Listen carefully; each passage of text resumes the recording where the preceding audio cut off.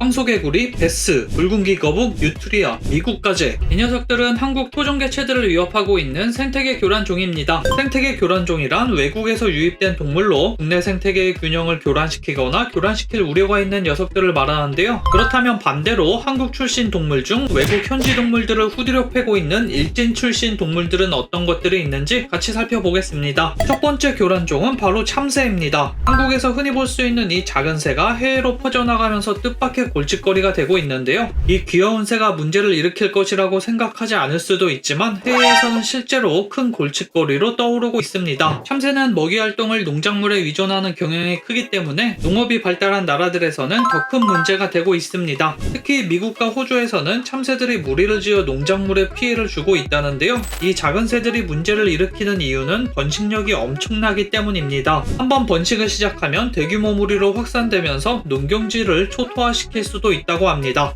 참새는 농작물뿐만 아니라 다른 조류와의 서식지 경쟁에서도 앞서 나가면서 일진으로 군림했다고 하는데요. 빠르게 서식지를 차지해버리면서 토착종의 개체수를 줄이는 상황이 발생했다는 것입니다. 이런 문제 때문에 호주에서는 참새 퇴치에 막대한 자금을 투입하고 있습니다. 하지만 참새는 매우 적응력이 뛰어나고 하늘을 빠르게 나는 덕분에 그 수를 줄이는 데에는 큰 어려움을 겪고 있는 게 현실이라고 합니다. 두 번째는 까치입니다. 까치는 한국을 비롯해 동아시아에서 흔히 볼 수 있는 새이지만 일부 지역에서는 생태계 교란종으로 분류되고 있고 특히 호주와 뉴질랜드에서는 까치가 퍼지면서 여러 문제를 일으키고 있습니다. 까치는 지능이 높고 적응력이 뛰어난 새인데요. 이 때문에 새로운 환경에서도 쉽게 정착할 수 있고 그만큼 서식지를 빠르게 확장할 수 있습니다. 까치는 공격적인 성향도 크기 때문에 번식기에는 자신의 영역을 지키기 위해 사람이나 다른 동물에게 공격적으로 돌진하는 일이 자주 발생하고 있어서 호주나 뉴질랜드에서는 까치가 사람들의 안전을 위협하는 문제로도 떠오르고 있다고 합니다. 이 까치는 다양한 먹이를 섭취하는 잡식성새로 곤충부터 작은 포유류, 심지어 새알까지도 먹는데요. 이로 인해 현지의 토착조류와 먹이를 두고 경쟁하거나 알을 먹어치우면서 다른 조류의 개체수를 감소시키는 문제가 발생하고 있습니다. 특히 까치는 다른 새들의 둥지를 공격해 그들의 번식을 방해하는가 하면 생태계에서 포식자로의 역할을 하며 균형을 깨트릴 수 있는 위협적인 존재라고 합니다. 특히 번식기가 되면 매우 공격적으로 변하기 때문에 호주에서는 자전거를 타는 사람들조차 까치의 공격을 피하기 위해서 헬멧에 긴 막대를 붙이거나 눈에 띄는 장치를 다는 등 웃지 못할 상황들도 발생하기도 합니다. 이처럼 까치는 해에서 단순한 생태계 교란을 넘어서 인간과의 갈등을 일으키는 존재로도 잘 알려져 있습니다. 세 번째 교란종은 한국과 일본에서 흔히 볼 수 있는 너구리입니다. 너구리는 20세기 초 유럽의 모피 생산을 위해 도입되었는데 그 후 많은 문제를 일으키며 퍼지게 되었습니다. 처음에는 농장에서만 길러졌지만 빠르게 야생으로 퍼지면서 유럽의 생태계에 큰 위협이 되고 있는데요. 너구리는 잡식성 동물로서 다양한 먹이를 섭취할 수 있기 때문에 그만큼 다양한 환경에 적응할 수 있고 이런 특성 덕분에 유럽 전역으로 빠르게 확산될 수 있었습니다. 너구리는 작은 포유류나 조류의 알 그리고 곤충 등을 먹어치우며 현지의 토착 생물들과 경쟁하고 있고 사람이 사는 지역까지 침범해서 농작물 피해를 일으키는가 하면 도시 주변에서 쓰레기를 뒤지기도 합니다. 게다가 너구리는 광견병을 포함한 다양한 질병을 옮길 수 있기 때문에 사람들에게도 잠재적인 위험을 끼칠 수 있고 이러한 이유로 유럽에서는 너구리를 퇴치하려는 노력이 계속되고 있지만 그 번식력과 적응력 덕분에 퇴치 작업에 난항을 겪고 있다고 합니다. 다음은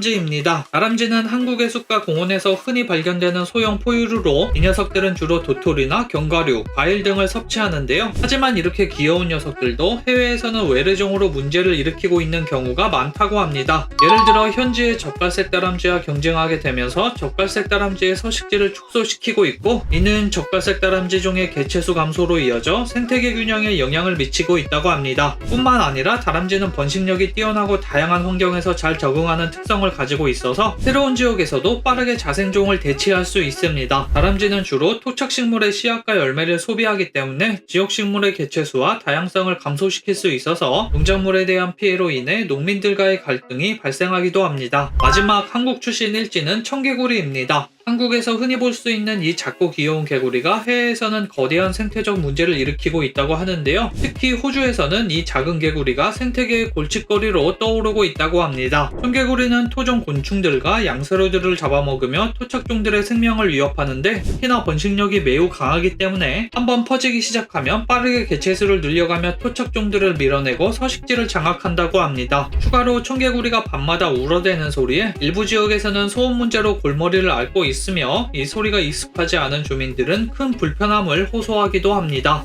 오늘은 이렇게 해외에서 활동하고 있는 코리안 갱스터들에 대해서 같이 한번 알아봤는데요. 오늘의 결론, 교란종의 시작은 무심코 방생해버린 해외파 동식물로부터 시작될 수 있고 이 작은 변화는 인간의 삶에도 큰 변화를 줄 수 있습니다.